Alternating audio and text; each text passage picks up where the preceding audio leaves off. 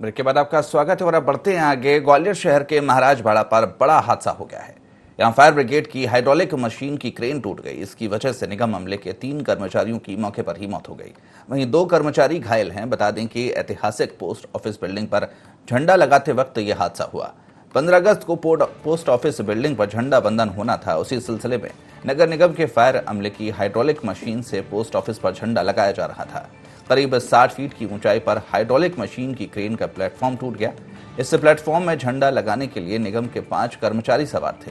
Platform गिरते ही सभी नीचे आ गिरे। घटना के फौरन बाद महाराजबाड़े पर पुलिस बल पहुंचा। उधर बड़े हादसे की जानकारी मिलते ही प्रभारी मंत्री तुलसी सिलावट भी मौके पर पहुंचे। मंत्री सिलावट ने घटनास्थल का जायजा लेकर अधिकारियों से हादसे की जानकारी ली। इस दौरान निगम कर्मचारी नेता ने मंत्री से बात करते हुए निगम अफसरों पर गंभीर आरोप लगाए। वहीं प्रभारी मंत्री सिलावट ने पूरे मामले की जांच के आदेश दे दिए हैं।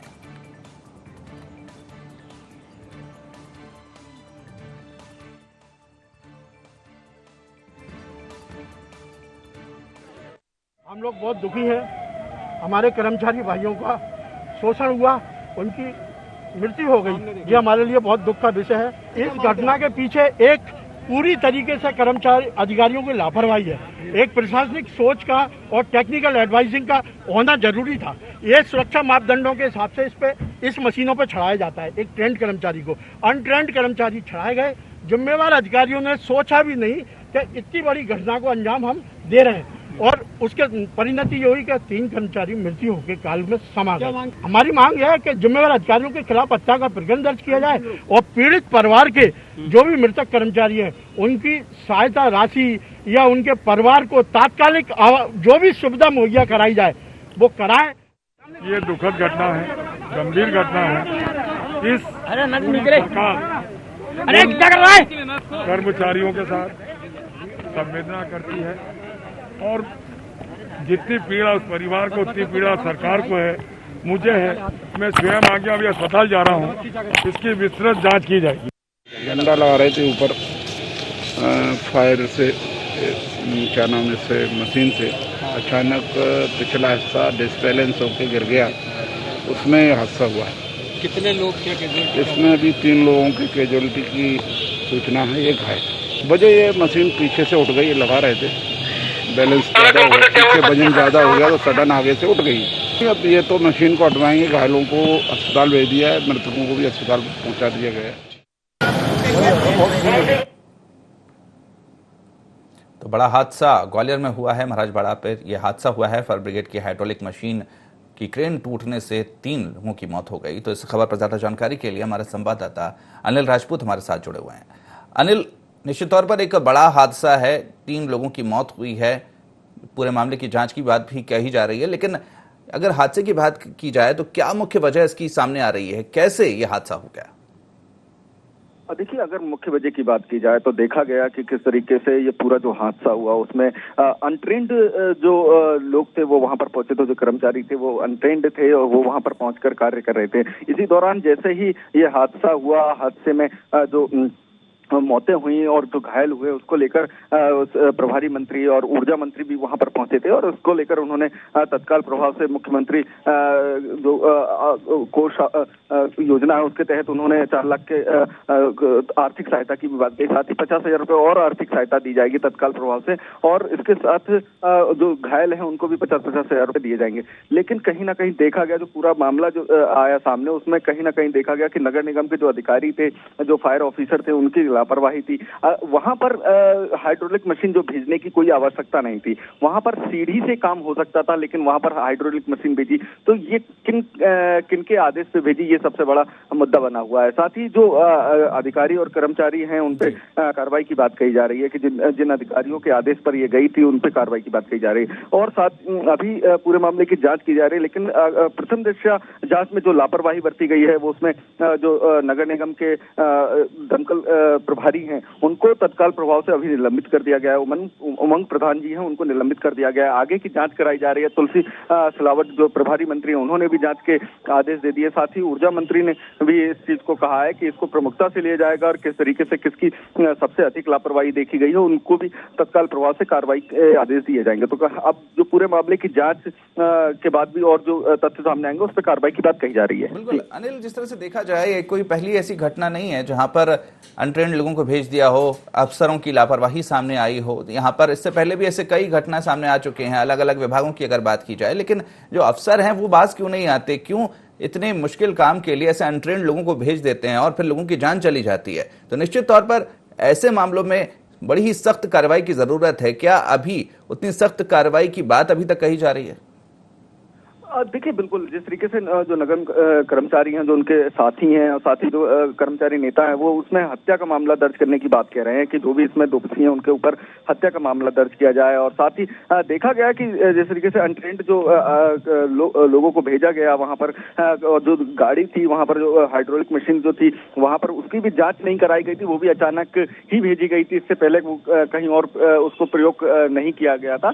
तो जो लापरवाही देखी गई तो वो पूरी जो दमकल दस्ता के जो फायर ब्रिगेड के ऑफिसर थे उमंग प्रधान, उनकी देखी गई। तो तत्काल प्रभाव से उनको अभी निलंबित कर दिया गया है। उनके आदेश भी आ गए हैं। और इसके साथ ही अब और पूरे मामले की जांच की बात जिस तरीके से कही जा रही है, सीसीटीवी कैमरे जो लगे हुए पूरे बाड़े पे, उस पर देखा जाएगा कि आखिर और क्या कारण रहे, किन कारणों के चलते ये हुआ। और भी जांच की बात अभी प्रभारी मंत्री ने भी कहा है और इसकी जांच अपर कलेक्टर करेंगे और इसके जांच जो रिपोर्ट आएगी उसके बाद और जो अन्य अधिकारी कर्मचारी उन पर भी कार्रवाई की बात कही जा रही है। निश्चित तौर पर अभी एक अधिकारी को निलंबित कर दिया है। क्या इससे इतिश्री हो जाएगी इस पूरे मामले की? क्योंकि 3 लोगों की जान गई है और जान की कीमत सिर्फ एक निलंबन नहीं होता है। तो निश्चित तौर पर अब जब जांच की बात हो रही है तो उम्मीद की जा सकती है कि इस मामले में सख्त कार्रवाई होगी। जी बिल्कुल, साफ तौर पर प्रभारी मंत्री ने ये आदेश दिया है कि इस पे कड़ी से कड़ी कार्रवाई की जाएगी और हर बिंदु पे जांच की जाए और जो भी इस पे दोषी होगा उस पे कार्रवाई की जाएगी, चाहे उसमें अपर कमिश्नर हो या उपायुक्त हो, उन पे भी कार्रवाई करने की बात तुलसी सिलावट ने कही है। जी, निश्चित तौर पर अगर देखा जाए, अगर हाइड्रोलिक मशीन की बात की जाए, फायर ब्रिगेड की बात की जाए, तो इनकी मेंटेनेंस की जिम्मेदारी किसकी रहती है? क्योंकि कहीं ना कहीं वहां पर भी गड़बड़ी देखने को मिल रही है। क्या उन पर भी कार्रवाई होगी? जी बिल्कुल, लगातार जिस तरीके से ये पहली बार, काफी समय बाद पहली बार इसको उपयोग में लिया गया था हाइड्रोलिक मशीन को, तो जिसने जिसकी सबसे पहले लापरवाही जो सामने आई थी वो आई थी उमंग प्रधान की, तो उनको निलंबित कर दिया गया। बाकी अब इस पे ये देखा जाएगा कि आखिर और कौन लोग थे जो इसकी मेंटेनेंस देखते हैं, जो मेंटेनेंस का विभाग है उनकी क्या लापरवाही देखी गई, क्यों आखिर उन्होंने जो ट्रेंड कर्मचारी क्यों नहीं भेजे, उसकी क्या एंगल में कितने एंगल तक ये जा सकता है। क्योंकि ये हादसा हुआ वो लगभग 180 डिग्री में इसका मूवमेंट हुआ, जिसके चलते ये हादसा हुआ है। क्योंकि इसका बताया जाता है कि ये जब इसका सीधे जाती है तो इसमें कोई परेशानी हो, लेकिन जब 180 डिग्री में ये मूवमेंट हुआ इसलिए ये हादसा हुआ है। तो कहीं ना कहीं अब ये देखा जाएगा कि जो भी लापरवाही जिनकी लापरवाही रही है, आखिर क्यों उसको भेजा गया, जहां उसकी जरूरत नहीं थी वहां क्यों उसको भेजा गया, ये सबसे बड़ी बात बनी हुई है। तो अब अधिकारी और कर्मचारियों पर यही बात सामने आ रही है कि जो भी इसमें दोषी होंगे उन पर कार्रवाई की जाएगी। और जो कर्मचारी संघ के नेता हैं उनका भी यही कहना है कि जो दोषी हैं उन पर FIR की दर्ज की जाए और अनुकंपा नियुक्ति दी जाए परिवार के एक जन को। तो कहीं ना कहीं अब सरकार ने भी इस चीज को मान लिया है और उन्होंने एक व्यक्ति को अनुकंपा नियुक्ति दी दिया है, 4 लाख रुपए का आर्थिक सहायता दिया है और 50,000 रुपए के तत्काल आर्थिक सहायता की भी घोषणा कर दी है। निश्चित तौर पर सरकार की तरफ से संवेदनशीलता दिखाई गई है, इस मामले में सहायता राशि दी गई है और अनुकंपा नियुक्ति की भी बात मान ली गई है। लेकिन निश्चित तौर पर जो लापरवाही है अधिकारियों की जो लगातार सामने आती रहती है, तो उम्मीद यही की जा रही है कि उन पर सख्त से सख्त कार्रवाई की जाए, क्योंकि लोगों की जान चली जाती है और उन पर सिर्फ निलंबन की कार्रवाई होती है या छोटी मोटी कोई कार्रवाई होकर रह जाती है और एक परिवार पूरा बिखर जाता है। तो यही उम्मीद की जाती है कि ऐसे लोगों पर सख्त से सख्त कार्रवाई हो, उन पर ज्यादा सख्ती बरती जाए। तो अब जिस तरह से कहा जा रहा है कि जांच होगी और निश्चित तौर पर कार्रवाई की बात कही जा रही है, लेकिन अभी तक इस तरह की कार्रवाइयां देखने को मिलती नहीं है, तो इसलिए उम्मीद करना थोड़ा सा मुश्किल लग रहा है।